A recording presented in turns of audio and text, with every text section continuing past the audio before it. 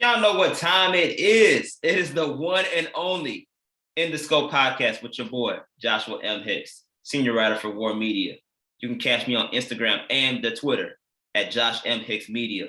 And this is a juicy show today because a lot of stuff has been happening in the NFL, and I got the perfect person to help break it down with me, man. He's dealt with racial issues. He has written about racial issues in sports. And he is someone that is very educated on the subject matter that can help me break this down and also shed light to what the situation, especially within the NFL, really means. He is the ESPN senior writer. Got to give it up for my guy, Michael Fletcher. Mr. Fletcher, how you doing, my man? All good, Josh. How are you? Doing good. You know, I'm staying busy. Yeah, no, I hear that. Only Man, way to be. Most definitely. I thank you for taking the time out of your busy schedule to come on my show to talk about this, situation, because like we said off camera, man, Flores is blowing up the league. Came out of nowhere with this lawsuit, and this lawsuit is, hitting the fact about the hiring practices within the NFL, the discrimination that he's experienced and the scenarios he's dealt with. And I feel like this situation is, people are saying that like he's going to be like the next Kaepernick per se, where you make a stand, you protest, you make a stand against the NFL and the practices that they're doing, and you eventually get blackballed out of the league. Okay, fine. That's part of your life as being, I guess, in an activist type of role, standing up for what you believe in. Right. But at the same time, I think this scenario is going to be a tad bit more aggressive or different per se in that way, because he's not the only one that, like, there's people of his peers around him that have been in these coaches' circles that are actually speaking out in favor of this. Recently, you've had Marvin Lewis come out and say he experienced something similar on First Take. You have Hugh Jackson talking about the text messages he's gone through when he was the head coach of the Cleveland Browns. Yeah, and obviously, of course, you have all the brothers from a player's perspective supporting this. What does this really mean, Mr. Fletcher? Break this down for me as far as this scenario and what this really means in comparison to previous scenarios where people and athletes and executives have been outspoken about these things. But what makes this one so unique? Well, I mean, I think this suit is like the embodiment of the term bombshell that you hear all the time. I mean, I think you make a good point. I mean, just to go to Kaepernick for a second, it's like along the same lines, but it has even more tentacles, right? I think Flores has already shown that he's better able to sort of rally allies to his case. And if you look at some of his allegations, it's some of the things we're all very familiar with, of course, like the lack of NFL head coaches, the lack of black NFL GMs, the lack of black NFL offensive and defensive and special team coordinators. We've heard these abysmal statistics really for decades now in this country. And Flores, okay, he has that in the lawsuit, but that's not what really, is really shaking things up here. That we've kind of known that. He kind of goes through the long litany of racism in the NFL, the long time it took to even have the first black head coach hired, I believe, in 1989, when the Raiders hired Art Shell. He sort of runs through that history and runs through, a lot of the embarrassingly racist history the NFL has. But this goes farther. He's talking about the practices of these owners. And if these allegations prove true, some of these things could end up in, I believe, in owners losing their teams. If, for example, to me, the big bombshell in here, he's saying Stephen Ross offered him a bonus to lose games. And that gets to the heart of what the NFL is about. That's what they don't want to hear about. You talk about the integrity of the game, particularly now with betting involved and all of that. That's the kind of thing that could cost an owner his franchise. Not that Stephen Ross will lose, right? He's a billionaire. And if he had to give up the team, he'd probably sell it at a profit. But nonetheless, that could cause, that would cause an earthquake. I would think it would undermine the kind of the credibility of the league. And you have Jackson making the same charge from Cleveland. Now it's it's a long way from saying it and proving it.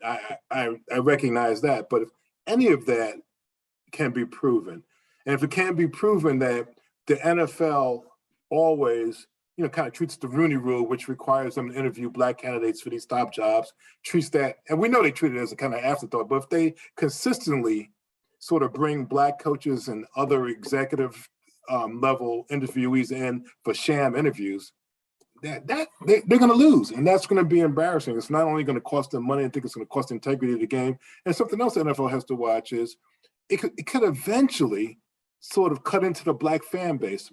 The polls I've seen show that African Americans, despite all the stuff I just said, we're the biggest fans of the NFL, per capita. We tend to be more ardent fans, and we just love the game more. We invest more of our kind of quote unquote fandom in the game than do white people.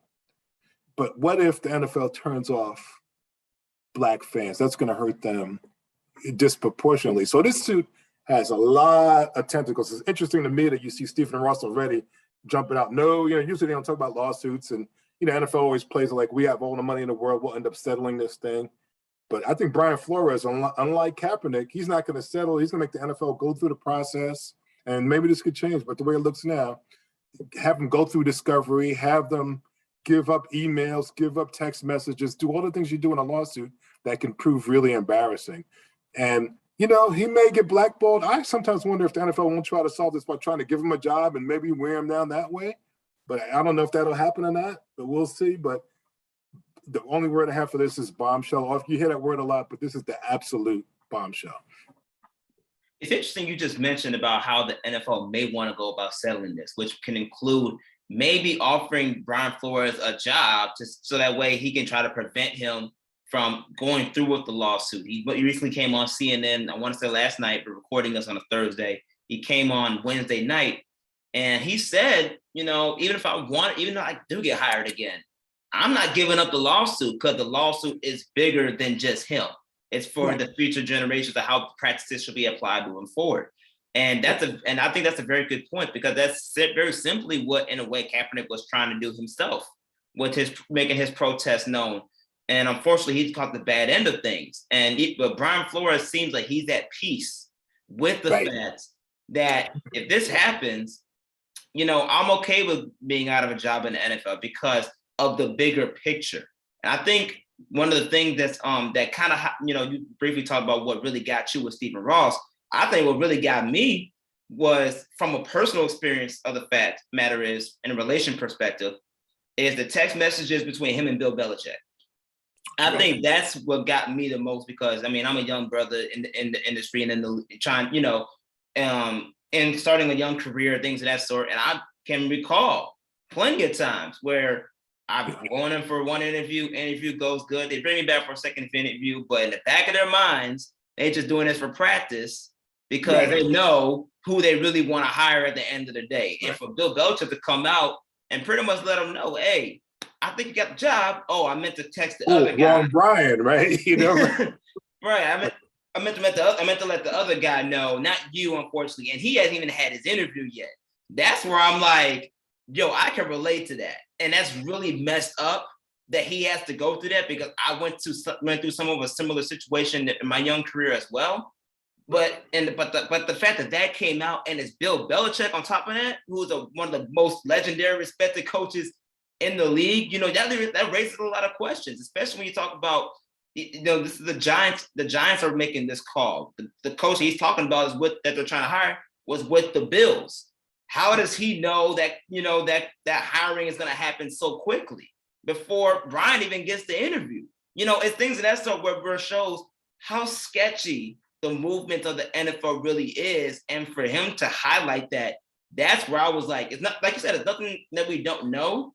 But if you go through those things and you have gone through it historically, and you have that that relative connection, that personal connection, that's where it hits home and it hits different for you.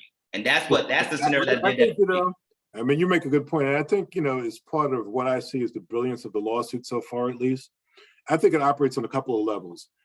Like, one is kind of the court of public opinion, which what you just talked about speaks to. Like, all of us can relate to that. We've all been in interviews where you just feel the vibe, like, this isn't happening. And it's not because of what I'm not bringing to the table. It's like they're doing something else right now. I'm just here, but they're on another wavelength.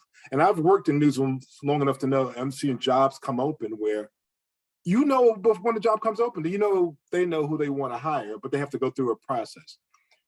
So I think on a PR level, particularly, like you said, have a Bill Belichick saying that, it's just embarrassing and it hurts. Now, on a legal level, like you just talking about this legal stuff, who knows? Like Belichick could get into a deposition and say, well, my boy at the Giants texted me and told me that, Brian had the job, but he didn't really know, as it turns out. Like, he was just a guy in the room. He wasn't the decider. Who knows how they can shave and spin, or maybe even, who knows, it could be even the truth. But, there are a lot of ways things can go legally, but I think it's hard to get out of that. I think it's as big a public relations deal for the NFL as it is a legal thing. And I'm not minimizing the legal part of it, but the legal thing, you could always, there's always like ways around, there are maneuvers, there are a lot of things you can do to maybe what seems like a black and white situation all of a sudden becomes more muddy, right? Or a grayer situation. But to your point, we all can relate. And this is where the NFL depends on us, depends on the fans. If we see, and again, black fans are disproportionately loyal to this league.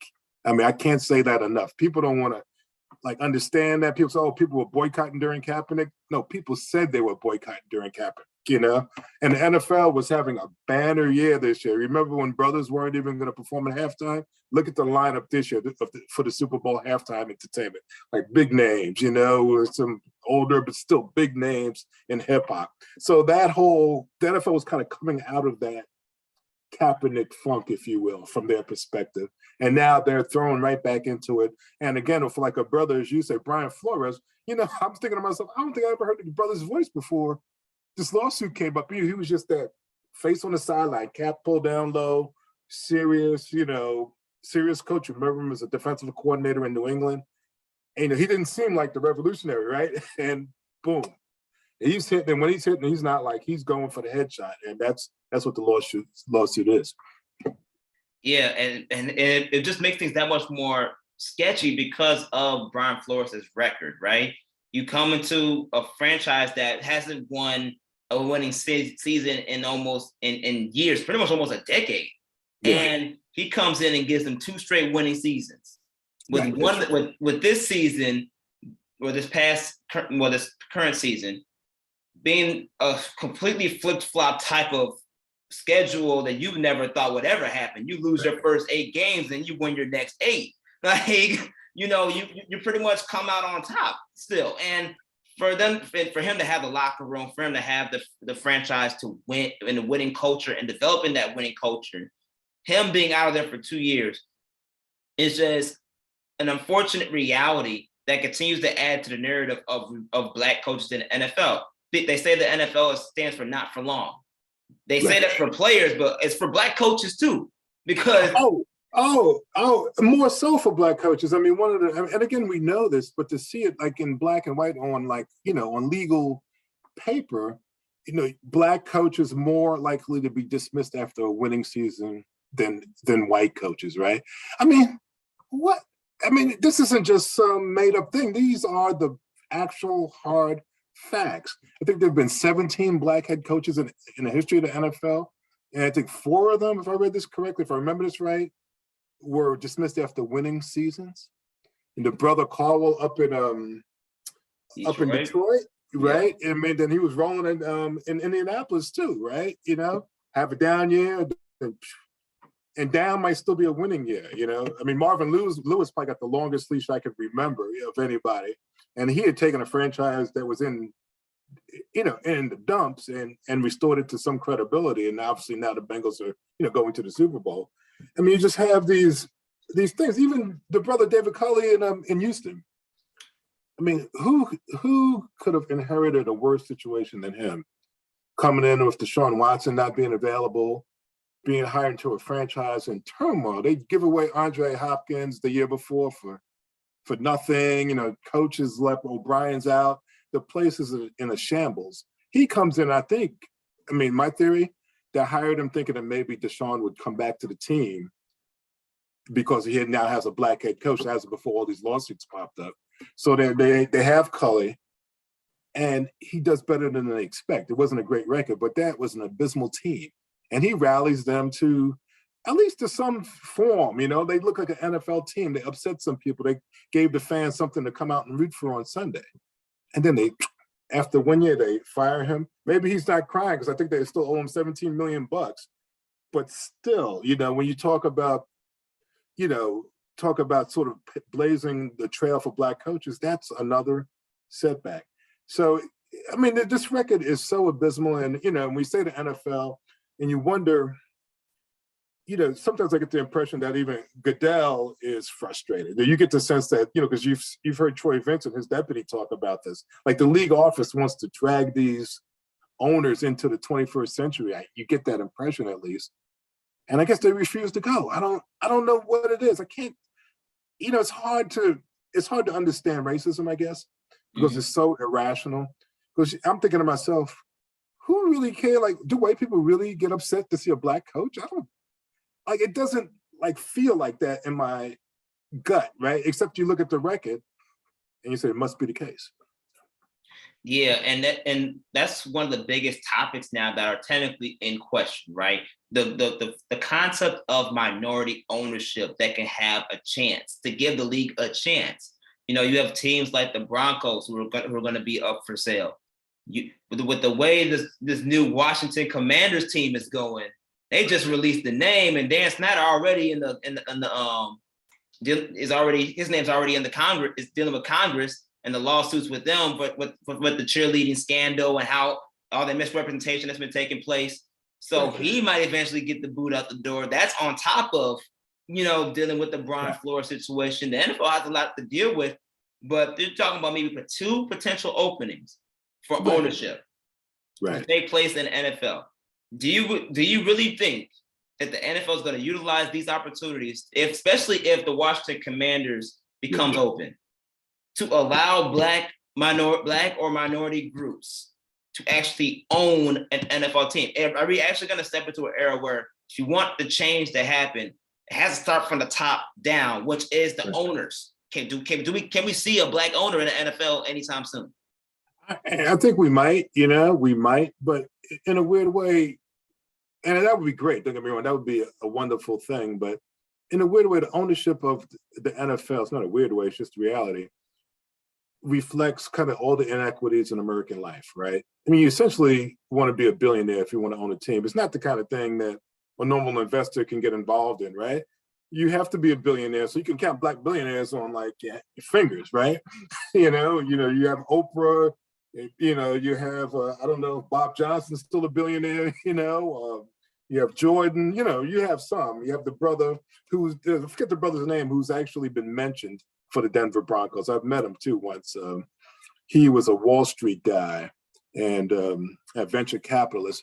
But anyway, you have a limited pool. So if you get Black ownership, it's going to be 1 or 2. What you really need is these guys to like open their eyes, these white owners, because they're going to, for at least the foreseeable future, they're going to be the vast majority of NFL owners, just because, who are the billionaires? The white guys, and so they are going to have to, just get with the modern times. And again, it's lost on me. I don't understand it. Brothers are 70% of the league. These stats are so familiar now, right? They know football. They bring the entertainment value to football. Yeah, there's Brady, there was Peyton Manning. Yeah, they're great white players, don't get me wrong, but brothers are carrying most of that load, right? Mm-hmm. They're making money, they're drawing fans. This is the biggest entertainment product in the country. And we can't get some, Black leadership, even below the owner level. Yeah, you have, I think now we're up to maybe 6 Black GMs. Ironically, one of the Black GMs is on the Dolphins. It's going to be interesting to hear I forget his name, what he says, and whether he's going to be forced to testify in depositions and things like that, because I'd be curious about that dynamic, Right. But you're right. I think there'll be some Black ownership, but that's not going to be ultimately the answer. That'll be part of the answer, but you just have to, I guess you have to force change. I don't know that all the remedies in the lawsuit are going to happen like they want. Let's say Flores wins. they want to be able to articulate kind of, why someone got a job and why someone didn't get a job. And you know how that goes. Like, people hire people on gut feelings, on vibe. I vibe with Joshua. He's cool. Something I like his vision. It's not really sometimes even that rational, or that, something you could reduce to black and white. So I don't know how that's going to quite pan out. But I think just this bombshell going off is going to have to sort of jolt the NFL and its owners into the modern era. Everybody listening to me right now, you are listening to ESPN senior writer Michael Fletcher. Michael, I want to talk more in depth about the Rooney Rule now, because the Rooney Rule was created for, creating a platform to increase the chances of Black coordinators and Black representatives to be able to interview for these top tier leadership positions. But as you can see, very little progress has been made in those areas. Right. And there's clearly a flaw, because now it just seems like it's now teams are using it as like a mandate, where you have to mandatorily per se interview a Black person for at least one head coaching job or one GM job, even though it's not a guarantee that person will get the job no matter how qualified he is, right? That institutional racism, a rule like Rooney Rule does not, to me, enhance the change that you want to see in the league when it comes to getting more Black representation in leadership roles. But it's also this concept too that I really want to kind of get your thought on, of Black people not really looking out for Black people. And I ask that because I'm not saying this is the case in Chicago, but the Bears got a new GM, Brian Flores, very, very, respected brother in the league for coming from the Chiefs. He hires a Black assistant GM from Philadelphia. But you get a chance to get a head coach, you hire a white guy. You get a chance to hire a defensive coordinator, white guy. You get a chance to hire a offensive coordinator, QB's coach, white guy. There's a lot of people, that you could have hired in those type of positions that we seek for and want to help boost your chances of winning, and you do it with people that are not, they don't look like us. When you're in that seat to do that. I'm not saying, that's what Ryan Poles is doing. I'm not saying he's Uncle Tom or anything like that. I'm not saying any of that. Right. But it is something to think about, because it's a bigger step that we need to take when it comes to not just criticizing people that don't hire Black people in leadership roles, such as a GM or a president of operations, but when they get there, what are they doing to enhance the brothers in that industry? But man, I think you touch on such a salient point, and I think it really kind of helps to sort of illuminate how insidious all this is, right? Because if you're a brother hired as, say, the GM of a team, I don't know how secure you really feel, right? I mean, you're the GM, you're the man, you're the boss, you're supposed to be the personnel guy, but look at the track record. Brothers don't get that runway, right? Brothers don't get that support. So you probably are feeling less in charge. And that's the insidious thing about racism, and how it, it's always kind of in effect. Like, so you end up becoming like maybe less, like feeling less authority than maybe your white counterpart. Maybe you would feel more authority if you were in your 9th year as GM, right? And you would say, you know what, man? Joshua Hicks, he has it, he doesn't even really have all the experience, but I like him. He has a vision. Look at these young white head coaches running around, and I'm not saying, and it's hard to point at any coach and say, well, that's a bad coach. I mean, they're bad coaches, but a lot of coaches are good. None of this is to say, well, the white guy who got hired is incompetent, but there are a lot of brothers who are competent, but someone just has to show that belief in you, man. And it goes for everything, and the belief lifts you up. I mean, I've felt that in journalism. If an editor likes you, you're going out into the world like your eyes open for stories. If your stories are, getting criticized all the time, you walk out in the street like unsure of your own instincts, right? You don't even trust yourself. You're trying to do journalism through someone else's eyes, and that's impossible to do well. And I think it's no different in any other line. I've never been an NFL executive, But I bet you that's an undermining thing. And as for the Rooney Rule, I mean, on paper, it's a great idea, right? Because the part of the problem is Black folks, they're talking about social circles and kind of people and we always want to hire people we know. If you're a team owner, that's a big job to give out a head coaching job. You feel better hiring someone you've met before, someone you have some level of comfort with. So even by forcing interviews, at least you get someone before somebody. They may not get that first job, but they get experience interviewing if it's done seriously. They get to sort of forge a relationship. Maybe the owner has someone in mind. So, yeah, I want to hire Josh Hicks, but Mike Fletcher ain't bad. I'll keep him, in the back of my mind. And maybe at the owners meeting, you're talking to one of your colleagues and he's talking about head coach. And I said, I met this Fletcher guy, it's amazing how many things get done on that basis. So the Rooney Rule, I think, helps to facilitate that because Black folks don't necessarily have that entree. But if people are going to treat it only like as kind of this thing you have to do, and it's so funny, it's actually funny. Like he talks about John Elway showing up, disheveled and I don't know, I mean, it's in the lawsuit. I don't know how he knows. Basically, they were obviously out drinking. I don't know if he had liquor on his breath from the night before or whatever. They were late. The Broncos deny it. But if they're going to treat it, let's say that's true, like that just undermines the whole idea. The Rooney Rule isn't the problem. It's that people aren't taking it seriously. That's the problem. And how do you make people take it seriously? I mean, the Rooney Rule is a good thing. I think in theory.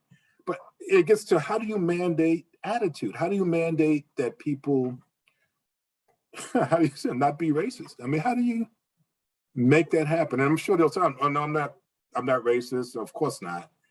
And maybe the racism is operating on a whole nother level where maybe there's something to this idea of unconscious bias. Like they look at a brother and just see something different. Good guy and everything, but I don't really see a mastermind. I don't know what it is, I really can't explain it because I don't understand it. But the Rooney Rule, I think, is a good thing. But until brothers, sort of feel this real confidence, it's going to be hard. It would take an exceptional person to take a job at the Bears and say, I'm running this thing the way I want to run this thing, because not unless that owner really empowered you. And it's hard to know. That's hard for an owner to do until he really see you working for a while. You know what I mean? It all kind of creates its own kind of synergy. No, that's a very good point. That's a very good point. And I don't think a lot of brothers have that.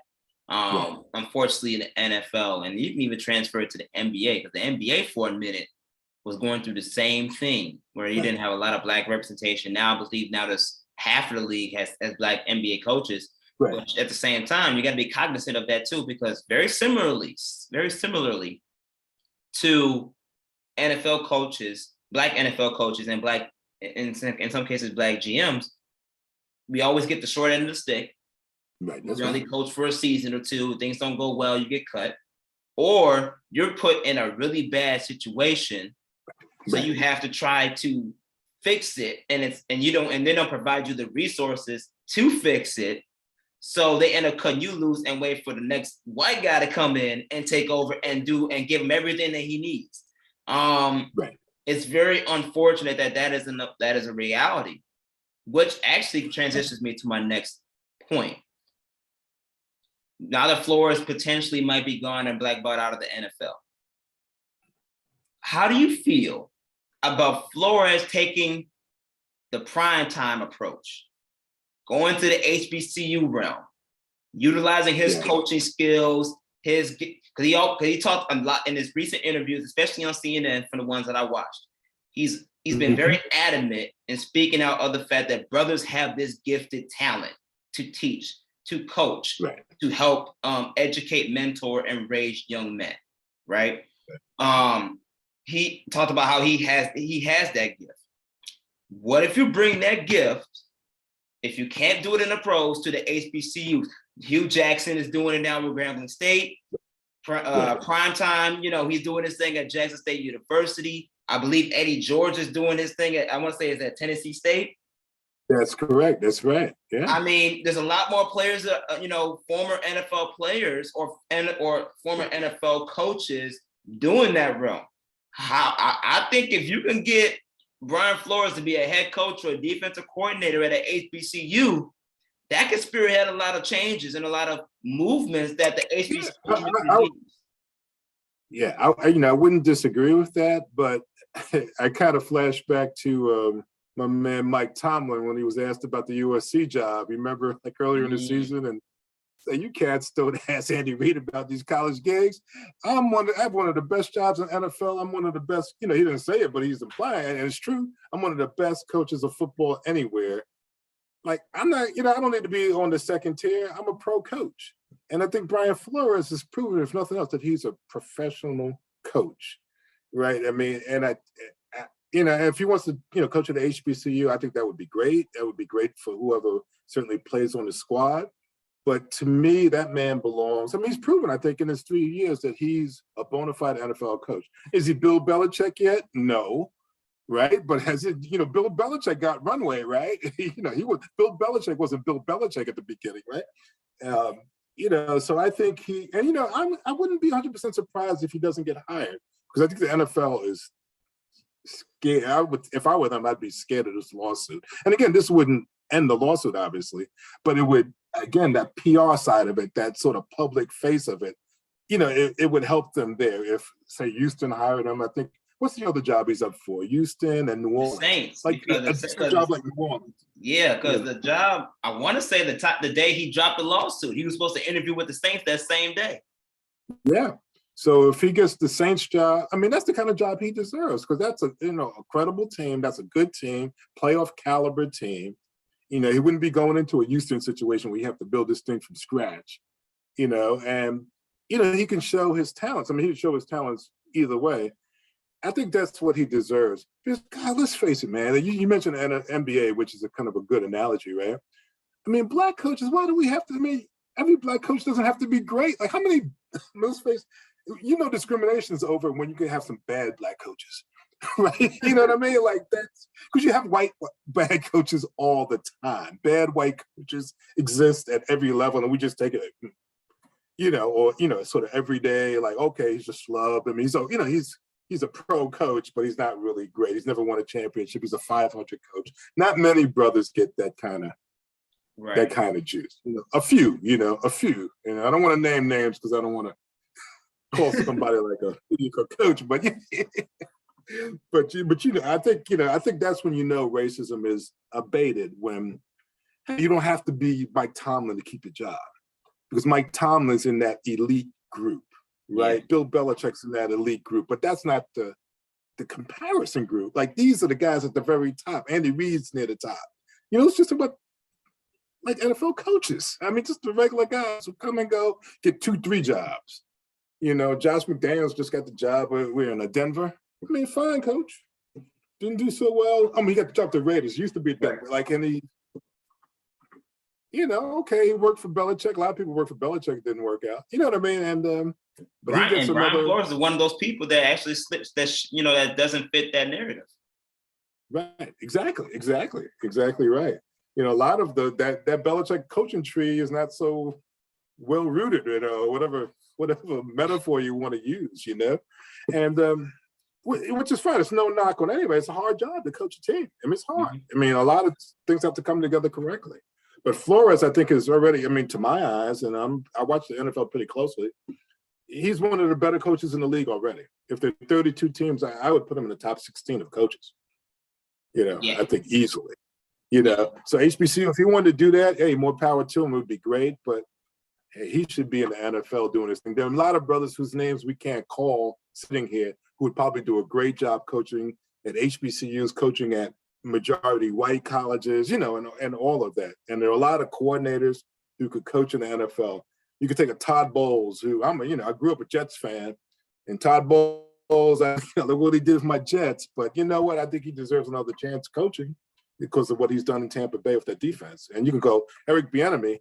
I was saying to a friend of mine the other day, I'd love to see an actual story if you could get the story about why Eric Bieniemy has not been hired. I mean, like the real, kind of step by step through a hiring season, what he went through kind of story. Because it just doesn't make sense. I mean, the Chiefs have had the most dynamic offense in the league for the last 3-4 years, and the offensive coordinator can't get more than an interview? Unheard of. Right. So anyway. Yeah, I completely agree with you. I mean, the Bears took a swing on Andy Reid's tree with Matt Nagy, and you see how that went. And again, man, again, not every coach is going to be great. I mean, Hugh Jackson, okay, whatever he says.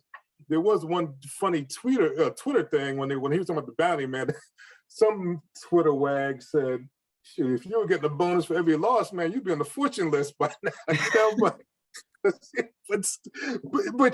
mean, and it's just a joke, but still, it doesn't mean that everybody's going to be like the number one guy, but these men are certainly as good as their white counterparts. And that's all we're saying here. Not everybody's as good as Bill Belichick or Andy Reid or Mike Tomlin, but these guys, deserve the shot that these other sort of mainstream, like everyday Matt Days, what the heck? I mean, Nagy, all these guys get these jobs.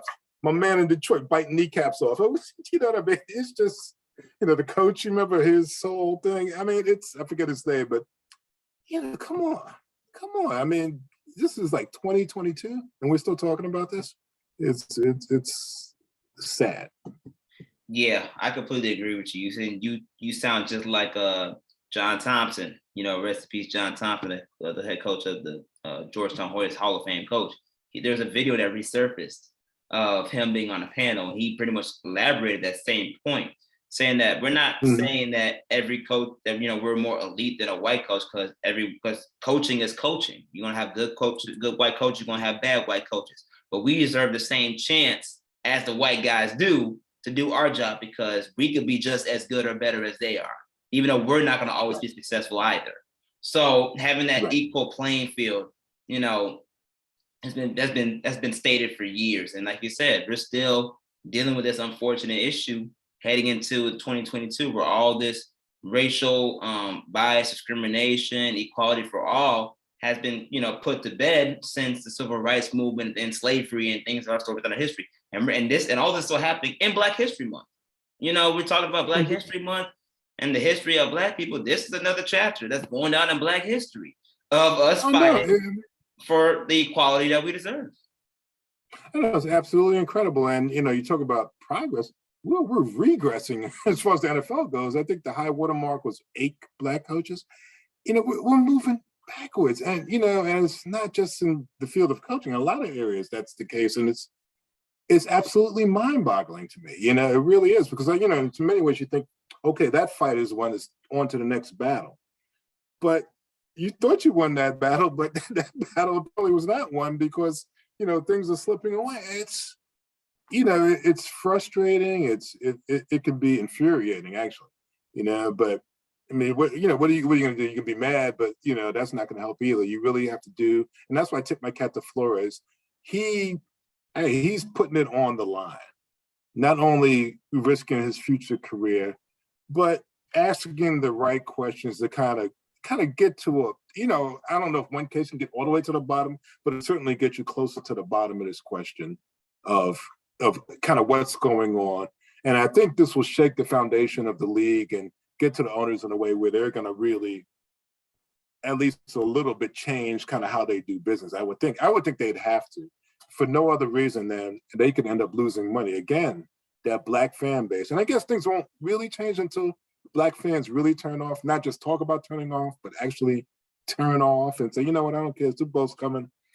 I'm going roller skating that day. I'm going to go ice skating. I'm going to whatever, I'm going to watch an old movie. If that started happening in big numbers, maybe you'd see a better response from the league. Everybody listening right now, you're listening to Michael Fletcher. Michael, as we come down to the end of the show, what do you have coming up for our audience and everyone to pay attention and keen into? I know you got you're a busy guy. You always got something up your sleeve, man. Yeah. Like one thing I'm working on, it'll be of interest to you, being a Chi-Town guy. It's actually a tragic story. I've been trying to look into the death of Glenn Foster Jr. And he's a Chicago native who played at University of Illinois and played a couple of years for the New Orleans Saints, and turned up dead in police custody in rural Alabama back in early December. 2 months ago almost. And at least the last time I talked to him earlier this week, or last week rather, his family hadn't heard anything from authorities in terms of what the cause of death was, what the circumstances of his death were. Nothing official from authorities in Alabama.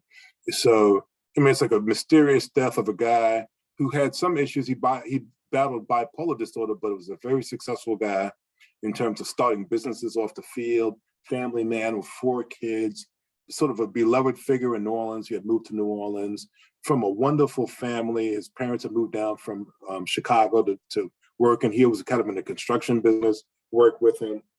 Wonderful wife. And so anyway, I'm writing kind of the story about what's happened in the wake of his death and a little bit about who Glenn was. So that's my next sort of big thing. In between, I have 1 or 2 small Olympic stories I have to do. I'm writing about all the brouhaha around China and human rights. So that's what I'm working on. Okay, that's what's up. Where can everybody follow you and your work? Oh yeah, ESPN.com, and on Twitter. I'm not a big Twitter guy, but I do post my stories on, at Fletch Post on Twitter. So that's where it is. All right. Everybody, you can follow me on Instagram and Twitter, Josh M. Hicks Media, as well as follow War Media on all platforms, YouTube, War Media, Instagram, and Twitter, as well as War on Anchor for all podcast platforms, including Google Podcasts, TuneIn app, iHeartRadio, Spotify, Apple Podcasts, you name it. We are all over the place, and you can get this episode as well on YouTube. My man Michael, thank you so much for taking the time out of your busy schedule, man. I really appreciate it. Always for you, brother. No problem at all. You take care. All right, you too. Okay. All right.